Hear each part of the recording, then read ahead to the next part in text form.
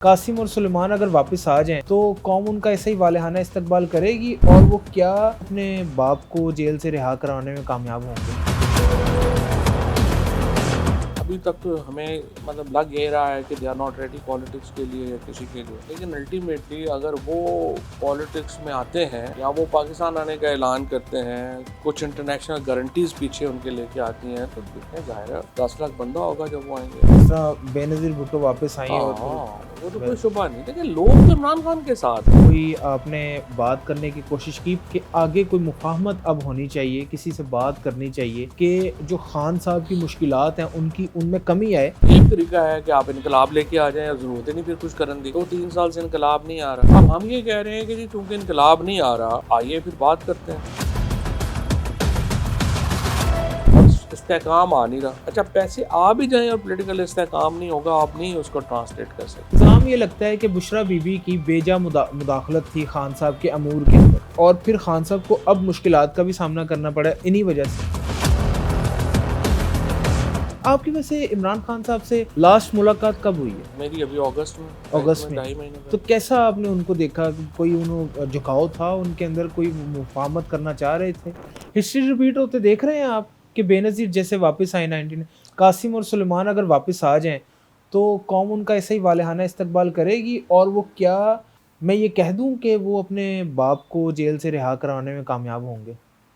देखिए, पहली बात तो ये है कि अभी तक तो हमें लग ये रहा है कि they are not ready politics के लिए या किसी के लिए, लेकिन अल्टीमेटली अगर वो पॉलिटिक्स में आते हैं या वो पाकिस्तान आने का ऐलान करते हैं, कुछ इंटरनेशनल गारंटीज पीछे उनके लेके आती हैं, तो देखें जाहिर है 10 लाख बंदा होगा जब वो आएंगे यहाँ और पेशावर एयरपोर्ट पे। जिस तरह बेनज़ीर भुट्टो वापस आई और फिर वो तो वैसे ही होगा, वो तो कोई शुबा नहीं, लेकिन लोग तो इमरान खान के साथ हैं, उसमें तो कोई दो राय नहीं। अगर उनके बेटे, लेकिन उसको लीड कौन कर सकता है? उसको लीड मैं तो नहीं कर सकता, उसको ये सलमान राजा या ये लोग तो नहीं, लोग हमारे साथ लोग नहीं हैं, लोग इमरान खान के साथ हैं। तो आपने फिर इमरान खान का जो लोग जो उनके साथ रिश्ते में जुड़े हुए हैं वो करेंगे। टू बी फेयर विद उनके जो बेटे हैं, वो लाइनेज जो है हमारे हमारे यहाँ एक, क्योंकि हम हिंदुस्तान का या सब कॉन्टिनेंट का जो एक इलाका है, वहाँ पे लाइनेज का वहाँ पे एक बड़ा इम्पोर्टेंट रोल है। और आप देखिए जवाहरलाल नेहरू जो थे, जब वो जेल में गए तो उनकी कैंपेन उनकी बेटी चला रही थी, बिल्कुल उनकी इंदिरा बीवी गांधी चला रही थी, उनकी बहनें चला रही थी। इसी तरीके से जुल्फ़िकार अली भुट्टो गए तो नुसरत भुट्टो ने चलाई, नवाज शरीफ गए तो कुलसूम नवाज और मरियम बीबी ने चलाई। सो देखिए, ये तो उनकी अगर रिलीज़ का है या उनका उन्होंने इनकलाब से ही आना है, तो फिर उनके बेटों को चलानी पड़ेगी, बाहर का लोग नहीं चला सकते। अच्छा सर, मैं ये जानना चाहता हूँ कि अभी आपने कोई डायलॉग, कोई ख़त वगैरह लिखा, हाँ, कोई आपने बात करने की कोशिश की पुराने जो लोग हैं पार्टी के उनके साथ मिलके कि आगे कोई मुफ़ाहमत अब होनी चाहिए, किसी से बात करनी चाहिए कि जो खान साहब की मुश्किलात हैं उनकी उनमें कमी आए और थोड़ा-सा कोई रास्ता, कोई टू वे टॉक हो? देखो ना, अब ये दूसरा तरीका है। एक तरीका है कि आप इनकलाब लेके आ जाएं, ज़रूरत ही नहीं फिर कुछ करने दी। हाँ, तो 3 साल से इनकलाब नहीं आ रहा, नहीं आ रहा। अब हम ये कह रहे हैं कि जी चूँकि इनकलाब नहीं आ रहा, तो आइए फिर बात करते हैं। क्योंकि हम मिलिटेंट तो है नहीं, हमने कोई बंदूकें उठा के पहाड़ों पे तो चढ़ नहीं जाना। लिहाजा हमारा मौक़िफ़ ये है, हम ये कह रहे हैं कि जी हम इस तरह करते हैं कि एक रास्ता खोलें बातचीत का। हुँ, और बातचीत का रास्ता खोलने का हुकूमत को हम ये कह रहे हैं, देखें इस वक्त अब पाकिस्तान एक स्टेलमेट में है। जी। हुकूमत से, एस्टेब्लिशमेंट से इमरान खान पोलिटिकली ज़ीरो नहीं हो रहे, हुँ, हुँ। और इमरान खान पीटीआई से इनकलाब नहीं आ रहा। तो अब आप मुझे बताइए कि इसमें सफ़र कौन करे? सफ़र हम कर रहे हैं। 50,000 से 3 लाख रुपए महीना कमाने वाले लोगों की कमर टूट गई है, उनको समझ नहीं आ रही ज़िंदगी कैसे गुजारनी है। 40% आपने टैक्स कर दिया है सैलरीड क्लास को। फार्मर आपका जो है उसका बेड़ा गर्क हो गया है। आपका रियल एस्टेट में $1 बाहर से लाने को तैयार नहीं है, उसकी वजह से एक पाकिस्तान के अंदर सारा एक रियल एस्टेट सेक्टर जैम हो गया है, उससे कंस्ट्रक्शन सेक्टर वहाँ बैठ गया, तो एक रिपल इफेक्ट हो गया और इस्तेहकाम आ नहीं रहा। अच्छा पैसे आ भी जाएं और पॉलिटिकल इस्तेहकाम नहीं होगा, आप नहीं उसको ट्रांसलेट कर सकते। ठीक। तो हम एक स्टेलमेट में हैं। अब हुकूमत और इस्टेब्लिशमेंट से हम ये कह रहे हैं कि सर आप मेहरबानी करें, पॉलिटिकल टेम्परेचर नीचे लेके आएँ। आपने बातचीत करनी है, उससे पहले पॉलिटिकल टेम्परेचर नीचे लेके आएँ। आपने ख़त किसको लिखा है? वज़ीर आज़म को? हमने तो वज़ीर-ए-आज़म साहब को लिखा है। वज़ीर आज़म लाहौर में। उनको हम ये कह रहे हैं कि आप मेहरबानी करें, जो आपके अडयाला के लोग हैं, इन्हें पैरोल के ऊपर आप रिहाल करें। इन्हें जब आप पैरोल के ऊपर रिहा करते हैं, तो एक एनवायरनमेंट ही चेंज हो जाती है मुल्क की।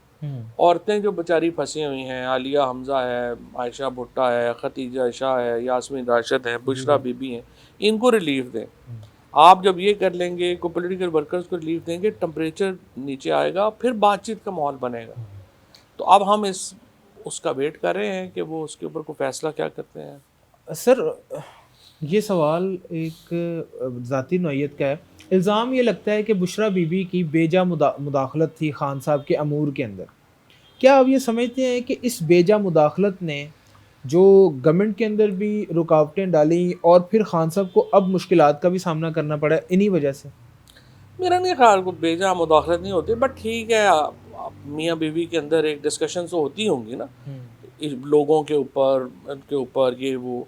तो इमरान खान कभी मान लेते होंगे, कभी नहीं भी माना, ज़्यादातर उन्होंने मान ली उनकी बात। तो इतना ही होता ही है, हर घर के अंदर इतना तो होता है। इशू ये नहीं है, इशू बड़ा इशू ये है कि इमरान खान, बेनज़ीर, नवाज शरीफ, उनको आपको मान के चलना पड़ता है।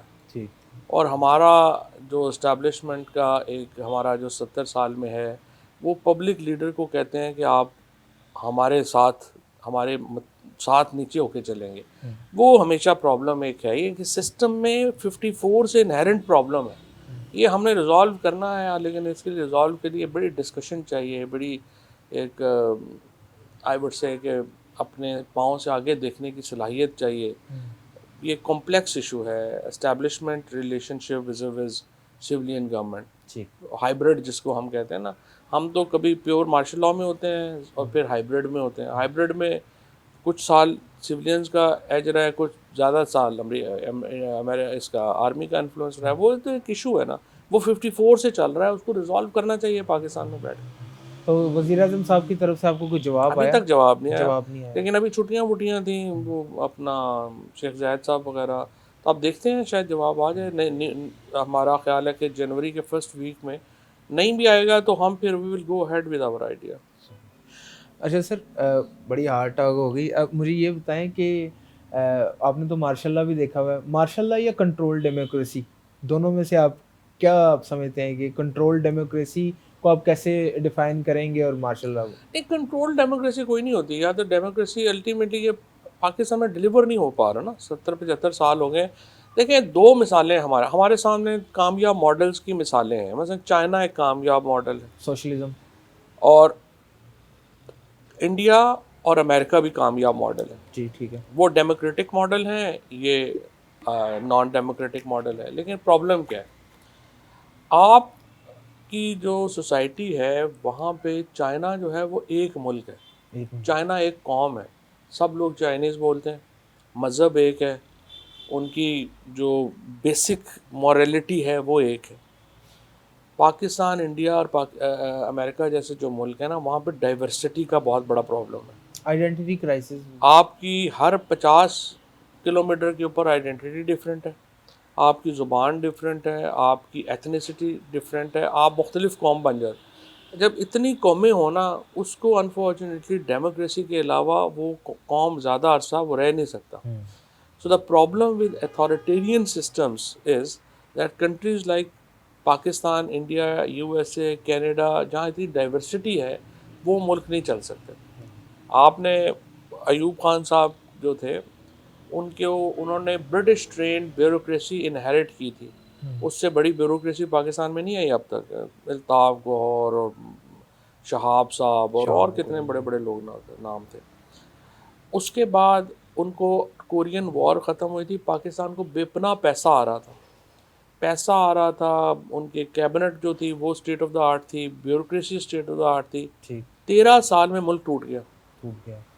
क्यों? आप अथॉरिटेरियन रिजीम में थे। अब आप इसी तरह से अगर आप यहाँ पे सोचें कि तवील अरसा आप अथॉरिटेरियन रिजीम में रह जाएंगे, इट्स वेरी डेंजरस। तो क्या समझते हैं कि ये जो टू वे टॉक्स हैं ये कामयाब होंगी और इमरान खान साहब अगर जेल से बाहर आते हैं तो क्या पॉलिसीज़ क्या अपनाएँगे वो और किस तरह से आपकी वैसे इमरान खान साहब से लास्ट मुलाकात कब हुई है? मेरी अभी अगस्त में, अगस्त में। 2.5 महीने तो पहले। कैसा आपने उनको देखा? कोई झुकाव था उनके अंदर, कोई मुफ़ाहमत करना चाह रहे थे? नहीं, इमरान खान तो एग्जैक्टली ऐसे ही है ना जैसे जमान पार्क में है या बनी गाला में बैठे हुए हैं। वो तो बिल्कुल उनको, उनकी सेहत भी सुपर फिट है। वो वहाँ पे उनकी कोई वो मेंटल भी उनका कुछ इशू नहीं है। इज़ वेरी, हाँ, गुस्से में ज़ाहिर है बंदा होता है, इतना अरसा जो लगा ये वो।